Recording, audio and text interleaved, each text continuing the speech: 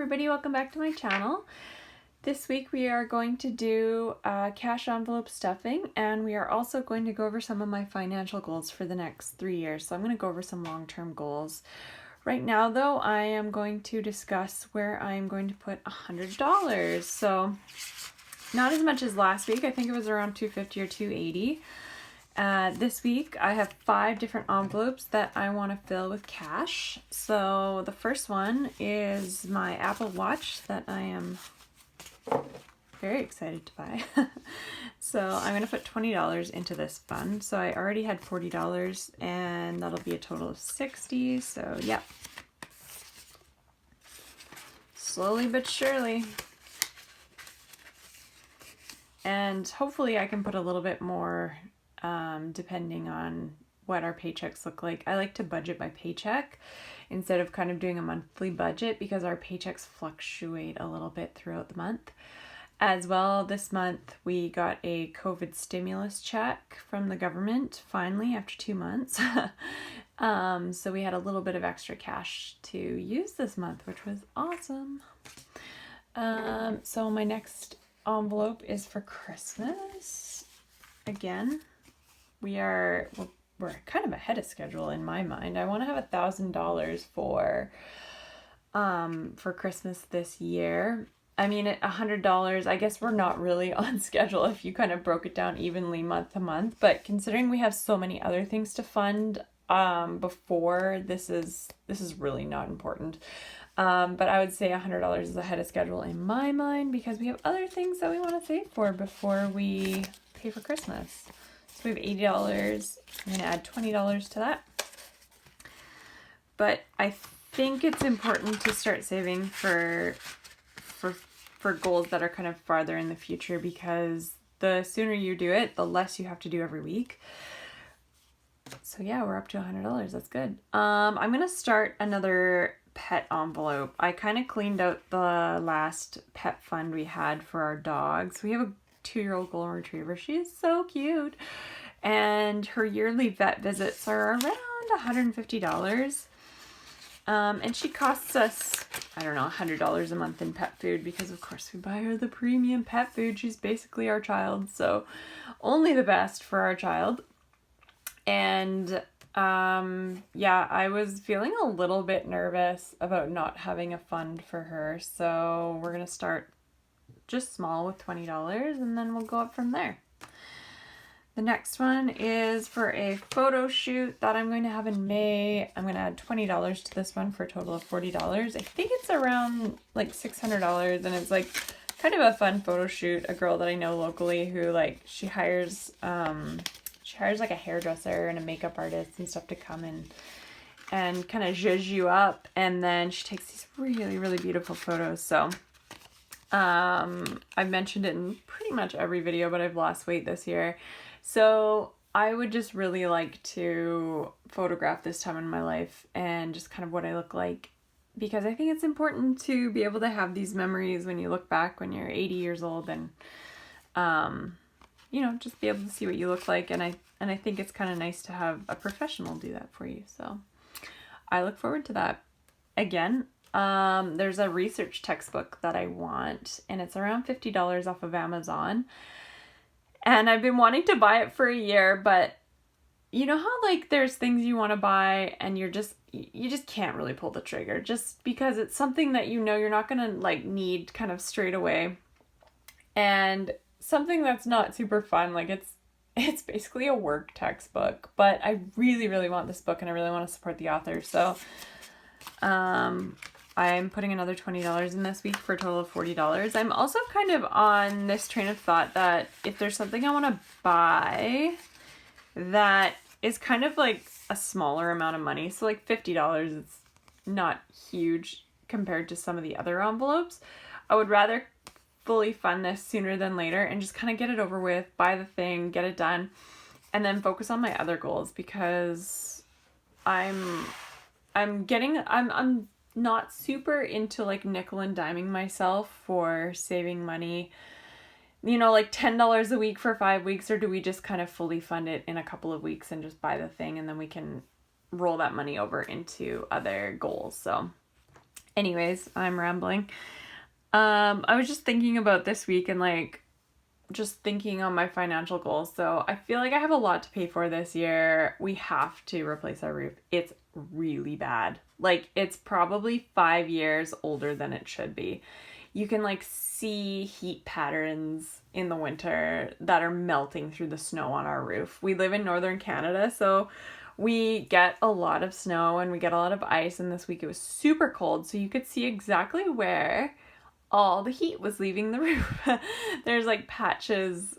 Oh, it's so bad. And there's ice damming, so it's necessary. We need to do it this year. We're getting married this year, so it's gonna cost between $10,000 and $15,000, which probably in the city wouldn't get you much, but in the small town where I'm from, it's gonna be a really nice wedding. I'm so excited.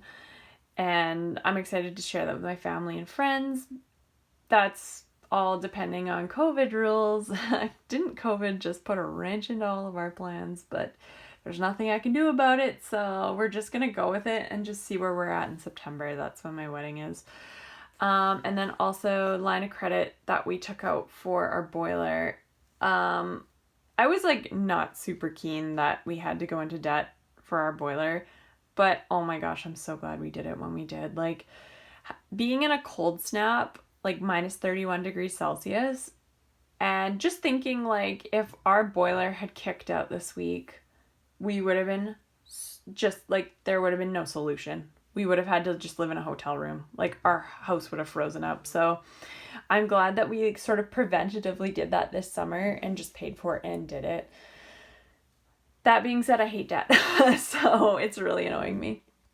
I just really want to pay it off.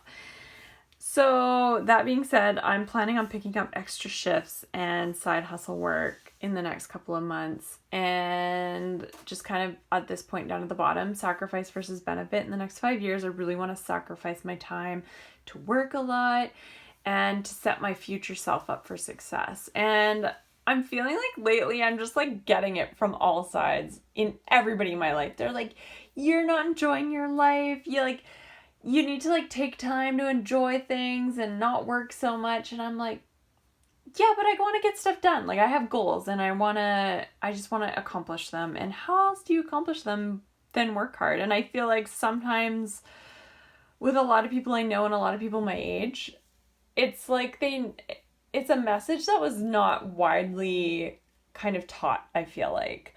That like if you want something, you need to sacrifice for it. There's consequences for like, if you want to not work, that's fine, but you're not going to have money. And you're going to have to just find like free things in life where you can't buy a house. Like you need money to buy a house. And thankfully, like we have bought a house this year, but it's taken sacrifice. Not this year, sorry, 2 years ago. But there's lots of people who look at me and they're like, why do you work so much? I'm like, because I want to do a lot. And I want to like really fund our investments and our retirement fund just so that we're like set up really well for the future. And I think that's okay. I just wish I was around some more like-minded people, but whatever, that's okay. And then my goal is to make more money this year than last year. And last year was my first 6-figure year. So I would love if I at least like matched it, if not made more. So I think this year, with all of the working that we're doing and side hustles and stuff, I think we're gonna do well. So I also like really sat down and thought about my 3-year plan. And like I'm the kind of person that I'm like, I want it now. I just want to do it now. I will work every day, every hour, but like that's not realistic. So and I put Halloween stickers on because I just love Halloween, and I like they fell out of my sticker book, and I was like, oh heck yes, I'm using Halloween stickers. So I'm thinking like this is like a really good 3-year plan, not like a year plan.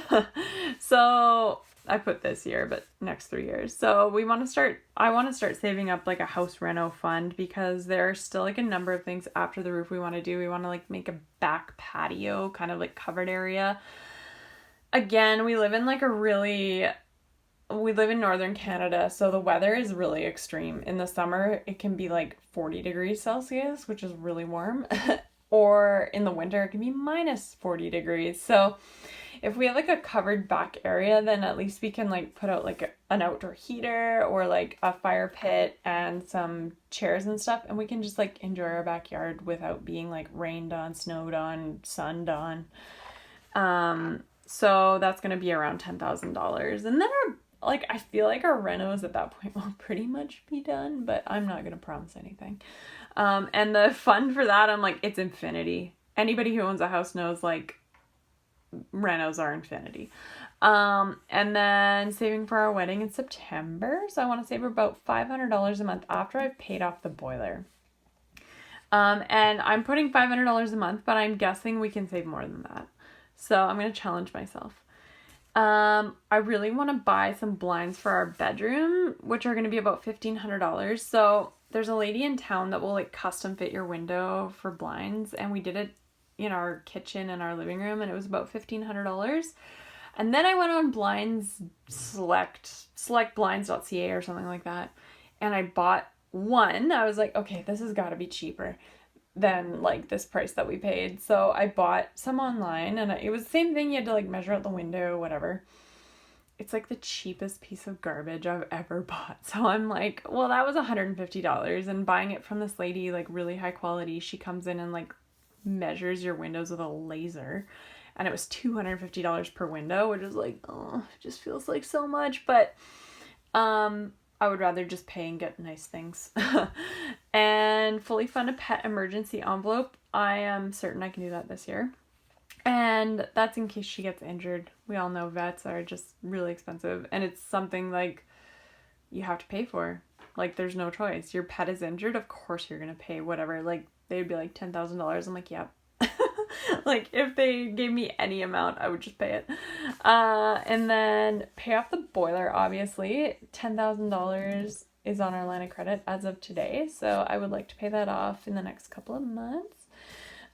Fully fund our Christmas envelope by November, and that will be a total of $1,000, and that's to cover the cost of like any gifts we buy, which I'm just like, I'm so sick of buying gifts. I'm over it. Like, if I want to buy something, I'll just buy it for myself. I feel like gifts are more for children. So last year I kind of put my foot down with my family. I was like, for reals, we're not buying gifts. And if you buy me a gift, I'm not buying you a gift. So you can do whatever you want, but I'm not going to buy you one. So just don't buy me one.